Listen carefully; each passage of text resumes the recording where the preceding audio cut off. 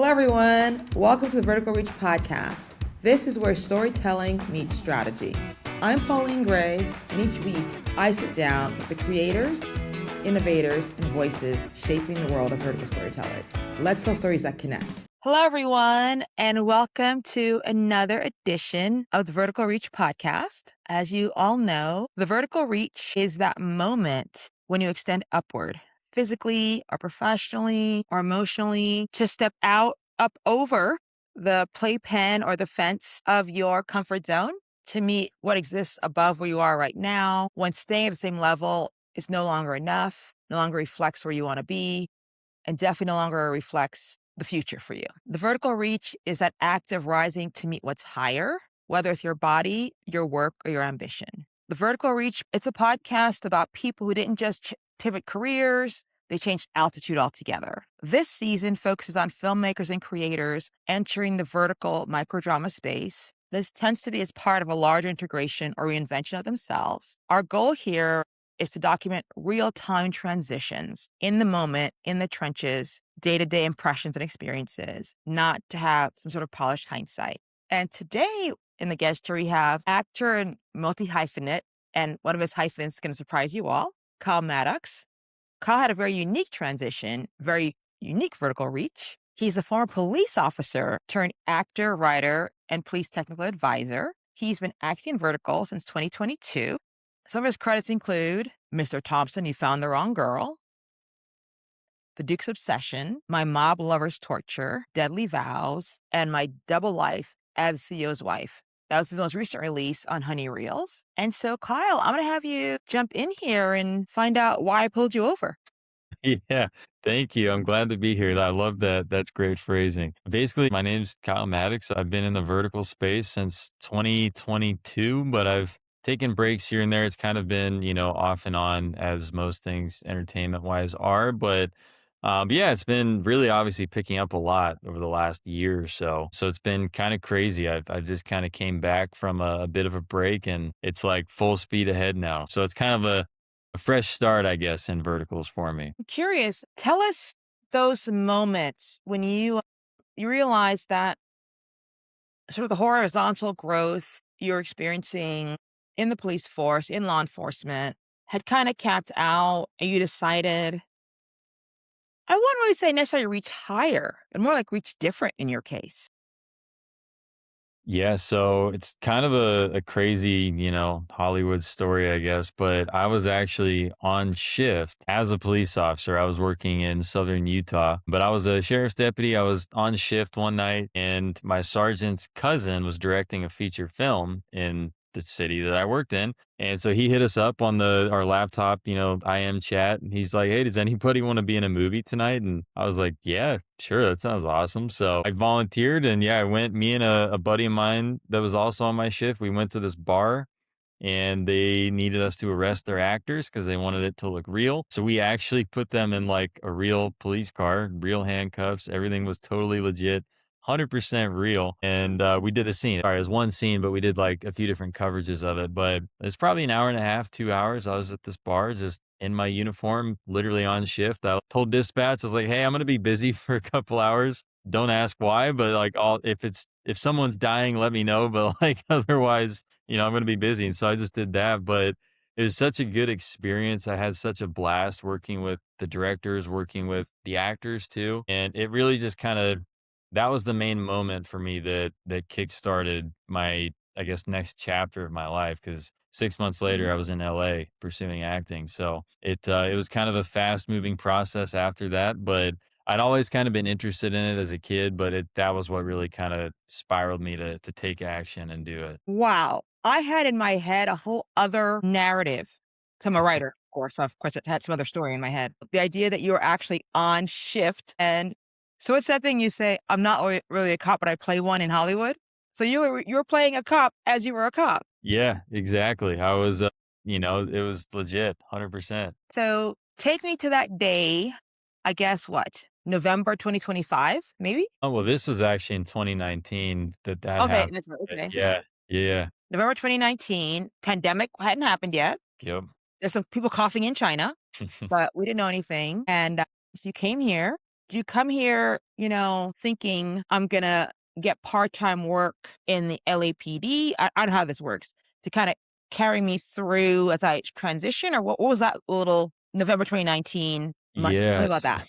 that's that man, that's another crazy story. So I've been very fortunate. I've always been decent, I think, at networking, but I just got really lucky. I did a security job when I first moved out here, like just a, event security. And I met a guy there who basically worked with celebrities. So I ended up going from law enforcement, taking that skill set to being a celebrity bodyguard. I did that during COVID, during the strikes. There was a lot of unrest in the world at that time during COVID. And there was like a million different protests I remember going on in LA. And so celebrities were scared and rich people were scared. So they were hiring a lot of security. So I actually was working quite a bit during that time, but I've mostly worked with like rappers, musicians, a couple actors, but it was really nice because I was working full time and I was very grateful for that when a lot of people weren't, but also it gave me kind of a behind the scenes view of the entertainment world.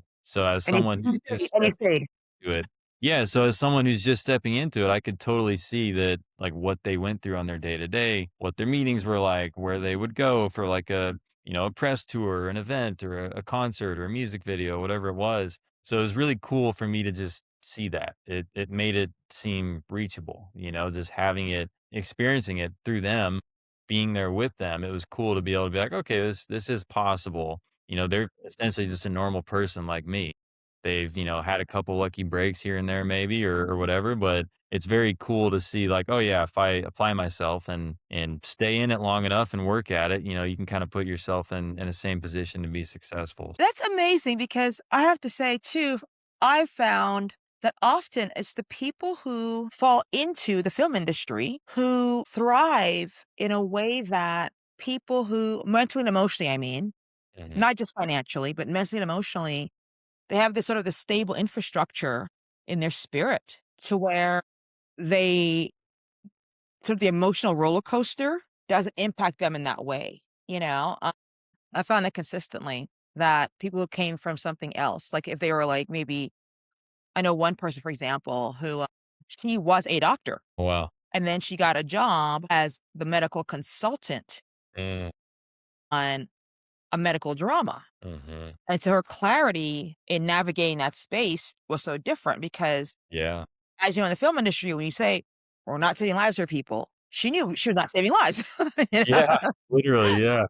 Having had saved them, she's like, no, this is not, we're not saving lives. Trust me. Yeah. But so let me ask you this. The film industry really comes out of sort of the post-war Mhm. veteran world, and a lot of the language and acronyms carry over. So I'm curious, Mhm. coming out of law enforcement, what do you feel sort of is a direct carryover from your previous work in law enforcement? Yeah, that's a great question. So a lot. Honestly, like you're exactly right. And I think that's a great point. I've never really thought about that, but that's probably why, because like the post-war era, but the preparation, like honestly, the professionalism that I learned in law enforcement, it has helped me a lot. Being able to interact with people from any sort of walk of life or background is really good. I would talk to anywhere from, probably 20 to 50 people a day as a cop, just depending on what you're doing, all have totally different stories and backgrounds. So it's essentially a film set. When you're on set, it's a bunch of different people. I've been on sets where there's been as many as, two, 300 people and small ones where there's been 20 of us. But either way you cut it, there's people from all walks of life. So being able to kind of mesh into that and work with that and just kind of ingrain myself into a system where everybody's working together towards, a common goal, like a film or a TV series. So that's been good. But and then I think just the personal side, the discipline, the muscle memory as a cop, your training, whether it's, your tactics, your moving laws, whatever it is, you're always doing muscle memory, which is basically just memorizing. You're teaching your body to memorize things, whether that's laws or words or movements. And so that's carried over to acting. Like I prepare a script kind of like the way I would as a cop. It's just muscle memory, like I feel like I've had a big advantage in memorizing from that just because I'm used to just sitting, repping something out for 1,000 times, to practice. So that served me well. But Yeah, and then just being on set too, like you said, I think the structure really, I feel at home there. It's very Amazing. comfortable to me. Like even I did random background jobs when I first moved out here with zero experience, but once I kind of saw how everything was flowing, it made me feel very at home, very comfortable because it's like, oh, okay, there's a hierarchy here. There's a Mhm. man structure. Yeah. Yeah, exactly, there's an authority chain, so it's like and as a cop, it's like you go to your sergeant, and then if the sergeant can't help you, then maybe they go to the lieutenant, and then there's a chief or a captain, and in film, it's like, yeah, PA, AD, first AD, whatever, director. Maybe, yeah. Yeah, it just keeps going. So it's very similar that way too. So that in a sense made me feel very kinda comfortable from day 1, which I think has served me well too. What surprised you most about vertical storytelling? Mhm. Uh, just honestly, the popularity of it. That's probably been the biggest shock to me is like, I'll admit I'm, coming from a law enforcement background, I was a little skeptical because you're always kind of like, trying to read people in situations a little bit. But the first one I did, I had no idea what it was. It was on Backstage. I applied to it. I got cast and I showed up and did it. But it seemed to me just like kind of a normal shoot. Huh? It was after the fact, once it was out, I didn't know where it was going to go. Like what, I didn't realize there was such a big market for it already, even back in like, yeah. So that was the biggest shock and just realizing all the people coming out of the woodwork that are like fans of it. I mean, it's been really cool, but I'll So, get Mr. Thompson's You Found the Wrong Girl? Yes, that was the first one I did, yep, Okay. and that one was really fun. There's it's kind of got a special place in my heart because it was the first one I did, but I feel like, honestly, it's probably been received the best out of all the ones I've done just because I think it's very kinda wholesome. It was very early in the vertical world. So I think that was there weren't really any established tropes or kind of cliches that we see a lot of now in some. So it was just like a very wholesome kind of good natured story. And I think that that translated well for people. But yeah, I would say that that one, it really shocked me because 'cause I'll get DMs today still about that one specifically, and people are like, "Oh, that was the first one I watched or the second one I watched." They're like, "I love this scene," and it's, like, so heartwarming or whatever, and I'm like, "Hey, that's great." Obviously, there's a lot of stories that have blown up since that it's like the whole market has exploded, but that was kinda cool for me to come from an entry level and just see, how big the world actually was behind on the other side of it. Amazing. So, did something feel anything feel risky? Something kinda like you taking a big chance or just felt inevitable to be your next step? Or how'd you kinda navigate that area? Yeah, so I think honestly, I don't think I don't want to say risky necessarily, but it definitely felt new territory. Like I guess the biggest thing I was worried about was more just like my reps at the time, and they've changed since then, and they're great now, and they weren't bad back then. It was just different time, but I was just like, "Well, what do I tell them? Like, what are they gonna think of vertical? Like, they've never heard of this." And at the time, they really hadn't heard of it. So, like, "What are you doing? Is it like a YouTube video?" And I was like, "No, it's like real set, but it's, it's a little different. It's like it's a vertical lens." And just having to explain it all the time was really kinda awkward and uncomfortable. So I'm glad now that it's, like, out there, people know what it is more, but it was just yeah, it definitely felt like it wasn't going anywhere for sure. So, like, after doing that first project, it was just yeah, it was a well-oiled machine. You can tell they'd been doing it for a while in China, the crew that I worked with, and so, yeah, I think it was just a matter of time before it was off to the races out here. So you said you're reps. Now, did you have representation after the police, project, the police in Utah, or did you secure representation when you came to LA, or how what was that Yeah, transition? What was it happened was in there? Los Angeles, it was in LA, so I moved out here 6 months after I was on set that night as a cop. I was very fortunate, I had a friend that already was living in San Diego, so I was able to kinda just meet up with him, and then we moved up to LA, but, yeah, I found a manager agent up here, and they were great. It was my first one, so there everyone has so many things you learn, I think, on both sides working with someone who's never had agents or managers before. And I did learn a lot, I still actually talk to him every now and then, we're in touch still, but it's just there's no hard feelings or anything, it's just different time, and I reached a point and where I was ready for something different, and they I think one my manager at the time was kind of on his way out too, I think, so he was just kinda winding down, but Mhm. But yeah, it was good. Now obviously, like, my current manager submits me for verticals all the time, and I get a bunch of auditions through him for them. And he's very familiar. He actually he helped broker a deal when I went to China to do one, which was the Duke's Obsession. I shot that in Beijing, but he was a huge part of that deal. He kind of got everything orchestrated for me, made sure everything was legit and good to go. Is flying halfway across the world, so I wanted to make sure everything was buttoned up before getting on a plane. But yeah, he's been great with that. So it's nice to see it's evolved a little bit too on that side. So now I want to know about shooting in China and that whole workflow. And you got the call and they said, in 3 days, you're going to be, or was it even that much time? It was, yeah. This one, there'd been a lot more time to plan, thankfully. Some of them, it is like I've literally gotten texts where they're like, "Are you free to fly to China at 10 p.m. tonight?" And I'm like, "No, I have a bit of a life I need to plan for and figure out if I'm going to be gone for that long." But yeah, this one we had, I think, a week and a half to 2 weeks to kind of prep and plan from the time they first reached out. So they were really good over there in terms of workflow, both on the logistical side of before I even was there. The Hmm. lady I worked with, her name's Dory. She's amazing. It was with an app or a company, I think called Mini Shorts was the app or the production company out there. But they do a lot in China. But they were all great to work with. They were very welcoming. Very, I don't want trying to think of the right word, like flexible in Hmm. terms of like being able to work with us because it's very different culturally in terms of like just the contract itself took a while to kind of figure out because you're navigating two different languages, a bunch of different cultural norms too with work standards and things like that. But then once I was there, it was amazing too. It was honestly I've only done 5 verticals, but out of the 5, that was the one that I think looks the most cinematic. It has amazing shots. There's some screen grabs I got from it that looked straight out of like a Christopher Nolan film. Like they're so good.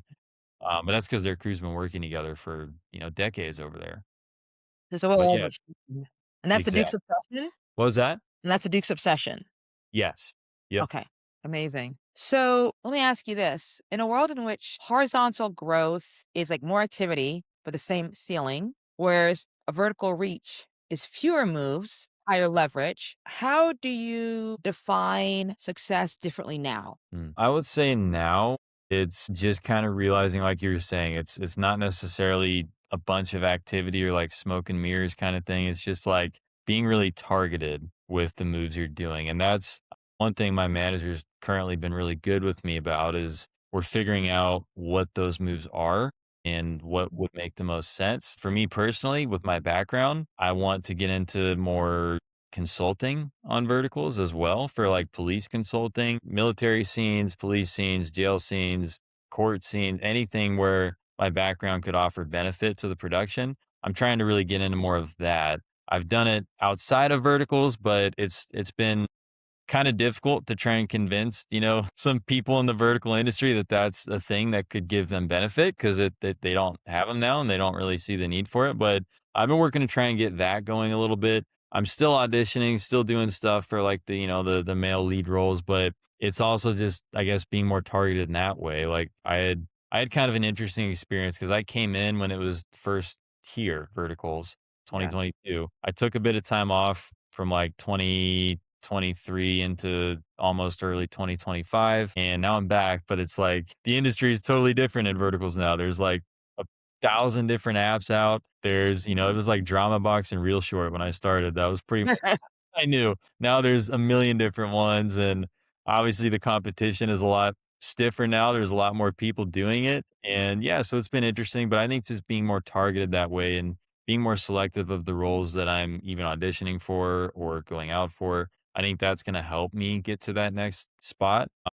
Hasn't, I'm still in the process right now of doing it, but I Okay. feel good about where it's going. It's been, again, I'm really grateful for my reps. They've been working with me well throughout it just Okay. to kind of figure that out. So I think that's going to be good. That's amazing. I mean, having a management team that's like a co-creator,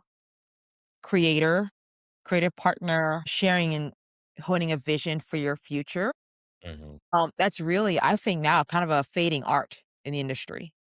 So you're very fortunate. Let me ask you this, if you don't mind me asking, if there were, say, 2 or 3 signature roles you would want to play, what might they be? But yeah, that's a good question. So I'm glad you asked. Well, police, probably, you can probably guess that. I love law enforcement or any first responder, firefighter, EMS, police, anything like that. I did actually write a vertical, and it's a whole long story about the background with that one, but essentially it'd be a SWAT vertical, like a SWAT action, bank heist, romance type thing. So I wrote that with myself in mind to play the lead, just so that it could be authentic, right? Like I want to make sure the actors are holding the guns the right way. They're using the right terminology. They're clearing a building the proper way. I know most people probably don't care, but for me, it's like if I see that wrong, it's so, oh, I just want to jump. Yeah, I want to jump into my TV screen and fix it. Yeah, so I would just love to be able to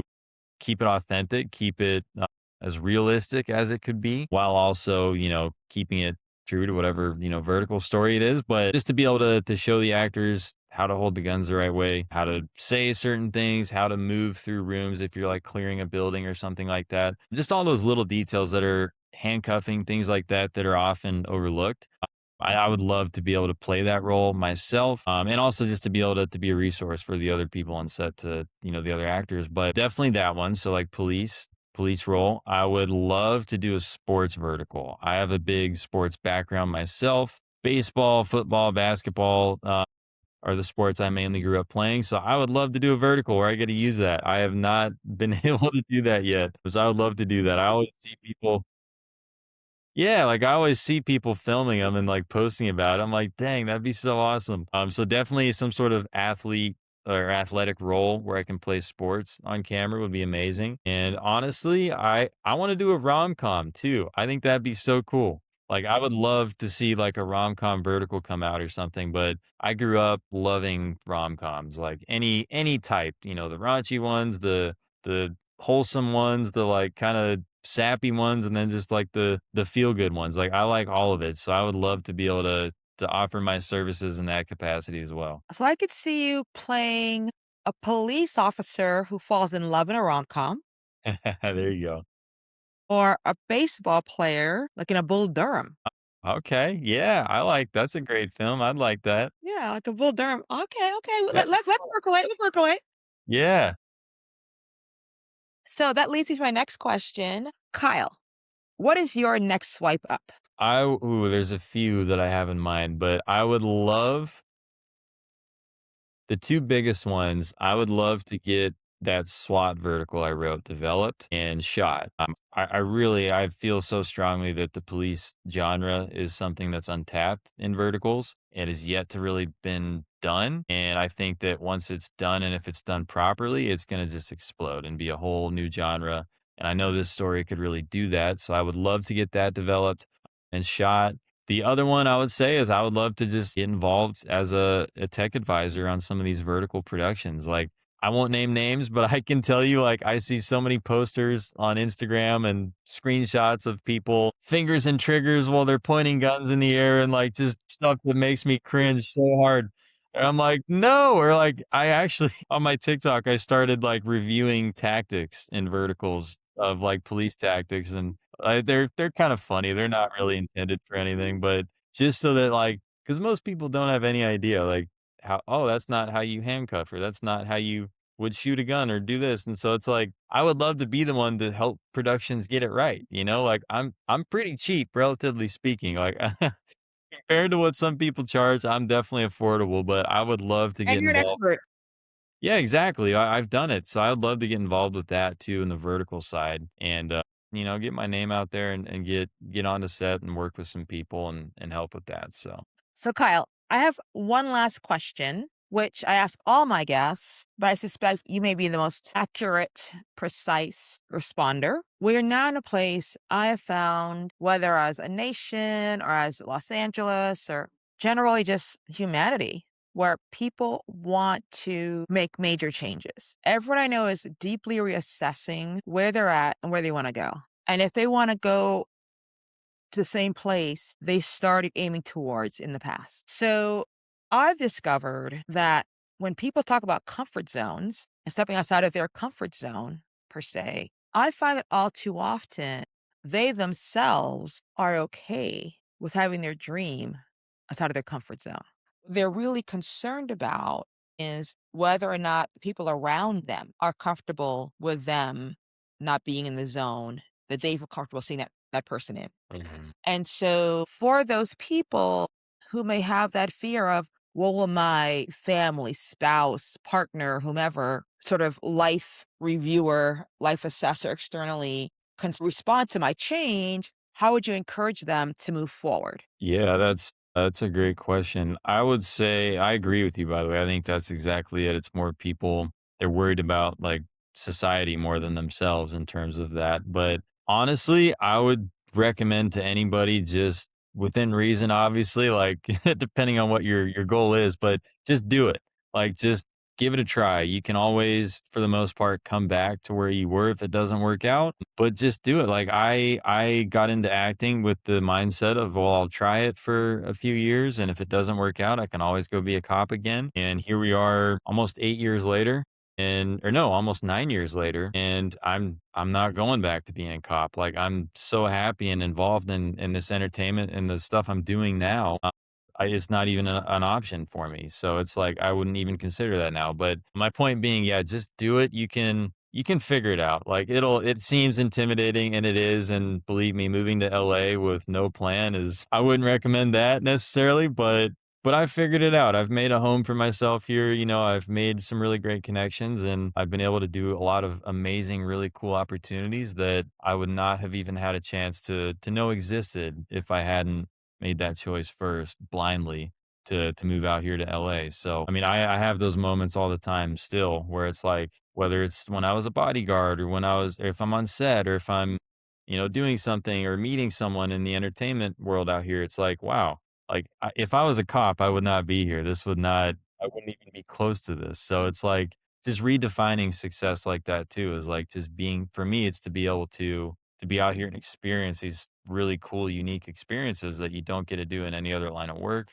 or any other place, even sometimes. So I would say, yeah, just do it. Trust yourself. Trust that who you are to this point is going to carry you through, and you've developed the skills that you need to make those dreams a reality. So Amazing. Thank you so much, Kyle. You've been an amazing guest. And to my viewers, I just want to remind you that if you're building something new, becoming someone new, the Vertical Reach is here to support you. And remember, you're swiping up. Thank you. Thank you for listening to this episode of the Vertical Reach podcast. If you enjoyed the conversation, make sure to subscribe so you never miss an episode. If it sparked something for you, please share it with a fellow storyteller. Until next time, let's tell stories that connect.